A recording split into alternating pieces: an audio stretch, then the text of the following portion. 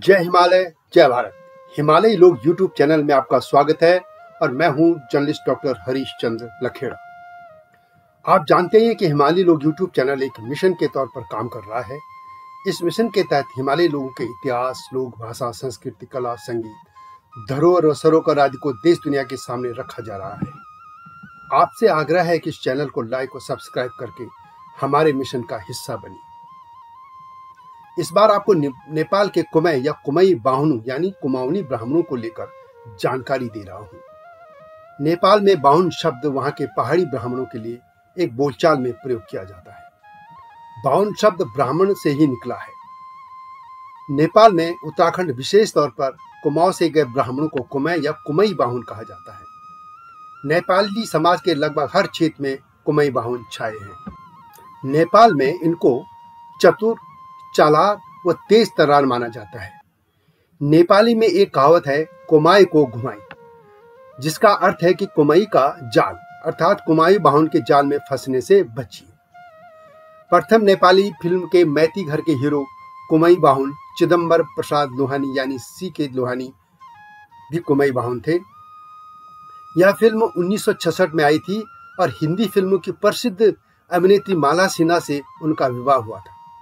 इसी तरह नेपाल के पूर्व प्रधानमंत्री KPS ओली भी कुमाई बाहुन हैं और कीर्तिनिधि बिष्ट भी नेपाल के पूर्व प्रधानमंत्री रहे हैं, वो भी कुमाई बाहुन हैं। नेपाली इतिहासकार डोर बहादुर बिष्ट से लेकर मिस नेपाल 2013 रही प्रीति सितौला भी कुमाई बाहुन हैं। प्रधानमंत्री, मंत्री, राजनेता, न्यायाधीश, लेखक, कलाकार, संगीतकार, पत्रकार समेत लगभग हर क्षेत्र में कुमाई बाहुन हैं। यह भी जानने लायक है कि यहाँ तक कि भारत के दार्जिलिंग से मौजूदा सांसद राजू बिष्ट भी इसी समुदाय से हैं और ये मैं बात कर रहा हूँ जुलाई 2022 में। नेपाल में बाहुन शब्द यहाँ के पहाड़ी ब्राह्मणों के लिए एक बोलचाल में प्रयोग किया जाता है। जैसा कि मैंने पहले भी कहा, बाहुन शब्द ब्राह्मण से निकला ही है या अपभ्रंश है। इनके अलावा नेपाल में पूर्विया, नेवार और मधेसी समाजों में भी ब्राह्मण हैं। 2011 की जनगणना के अनुसार नेपाल की आबादी में लगभग 12.2% बाहुन है।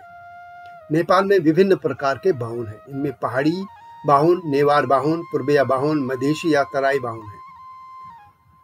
पहाड़ी बाहुन दो श्रेणियों में बटे हैं, पूर्विया यानी पूरब से आने वाले और कुमाई यानी कुमाऊं से आने वाले ब्राह्मण। और पहाड़ी ब्राह्मण में खस ब्राह्मण भी हैं। ये दोनों ही तरह के जो ब्राह्मण होते हैं पहाड़ों में जो वहाँ, वो उपाध्याय और जैसी उपजातियों में बटे हैं। कुमाई बाहुन मूलतः उत्तराखंड यानी कुमाऊं और गढ़वाल से आज के नेपाल आए बाहुनों को कहा जाता है। चूंकि पहले भारत और नेपाल के बीच आज जैसी कोई सीमाएं रेखाएं नहीं थी, इसलिए एक क्षेत्र से दूसरे क्षेत्र में बसना सामान्य बात थी। यह भी माना जाता है कि कुमाऊं में कतियूरों के राज के समय उच्च पदों पर रहे ब्राह्मण, जब वहां कतियूरों का राज खत्म हो गया और चंदों का राज आ गया तो वे ब्राह्मण डोटी कर्णाली क्षेत्र में चले गए, जो कि आज के नेपाल में है, क्योंकि वहां कतियूरों के ही वंशजों का राज था। इसके बाद वे बाहुन धीरे धीरे आज के नेपाल के लगभग पूरे हर क्षेत्र में बसते चले गए। गढ़वाल से गए कुछ लोगों में वे लोग भी हैं जिनके पूर्वजों को गोरखा राज में बंदी बनाकर ले जाया गया था। नेपाल के पश्चिमी क्षेत्र के साथ ही कुमाई बाहुन अन्य क्षेत्रों में भी बसे हैं। नेपाल के पूर्वी हिस्से में आज लोग आमतौर पर बाहुन की पहचान जानने के लिए पूछते हैं कि क्या वे उपाध्याय, जैसी या कुमाई हैं। कुमाई बाहुन नेपाल के पश्चिमी क्षेत्रों के साथ ही पूर्वी जिलों में जैसे झापा में बड़ी संख्या में बसे हैं। यहाँ तक कि सिक्किम तक भी वो बसे हैं। पहले का नेपाल काठमांडू घाटी तक ही सीमित था और गोरखा नरेश पृथ्वीनारायण शाह ने नेपाल का एकीकरण किया था। यह मेरी विभिन्न वीडियो में ये बातें पहले भी आ चुकी हैं। नेपाली ब्राह्मणों में लगभग 30% कुमाई बाहुन हैं। इनमें अवस्थी, भाट, भेटवाल या भेटवाल, बिष्ट, चिलवाई, ग्याबली, जोशी, कदेल या कंदेल या कडेल, खरेल, लोहानी, मैनाली, मनेली, ओली, पांडे, पनेरू, पंत, पाठक, प्रसाद, रेग्मी, संगरौला, सेढ़ाई, शिवकोटिया,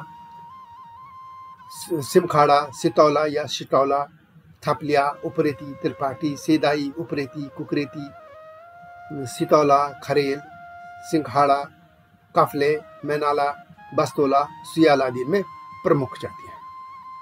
और वहाँ भी गाँव के जिनमें वे बसे उनके सरनेम भी उनमें बने हैं। इसमें मैं अलग से विस्तार से बताऊंगा। तो यह है नेपाल के कुमै या कुमै बाहुनों की गाथा। यह वीडियो कैसी लगी कमेंट में अवश्य लिखें। चैनल पसंद आए तो लाइक और सब्सक्राइब करके नोटिफिकेशन की घंटी भी अवश्य दबा दीजिए जिन्होंने अब तक ऐसा नहीं किया है। हिमालय लोग चैनल और हिमालय लोग वेबसाइट हिमालय क्षेत्र के इतिहास, लोक भाषा, संस्कृति, कला, संगीत, धरोहर, इतिहास आदि को देश दुनिया के सामने रखने के लिए लाए गए हैं। इस मिशन में आपका सहयोग चाहिए। वीडियो अच्छी लगे तो शेयर भी अवश्य कीजिएगा। मेरे लिखे इसके टाइटल सॉन्ग हम पहाड़ोला और अंतिम गीत नदियों के गीत को भी अवश्य सुन लीजिए, इसी चैनल में है।